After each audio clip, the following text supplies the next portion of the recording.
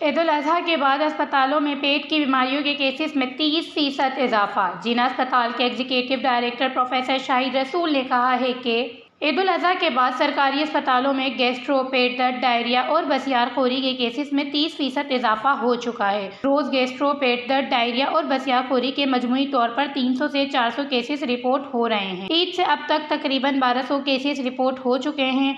उन्होंने बताया कि कुछ शहरी पूरा दिन गोश्त के पकवान खा रहे होते हैं, जो कि सेहत बख्श नहीं। लोगों को चाहिए कि मुतवाज़न ग़िज़ा का इस्तेमाल करें और आलूदा पानी से बने चटपटे खाने से परहेज करें, क्योंकि ये डायरिया और केक की सबसे बड़ी वजह होती है। प्रोफेसर शाहिद रसूल ने तजवीज़ दी कि गोश्त खाने के साथ शहरी फल और सब्जियों का इस्तेमाल भी करें, ताकि उनके जिस्म में फाइबर की कमी को पूरा किया जा सके। कोशिश करें कि ताज़ा खाना खाएं। अक्सर अफराद खाना फ्रिज में रखकर खाते हैं, जो कि फूड पॉइजन की भी वजह बन सकता है। जबकि पानी की कमी को पूरा करने के लिए शहरी ज़्यादा पानी का इस्तेमाल करें। वश न्यूज़, कराची।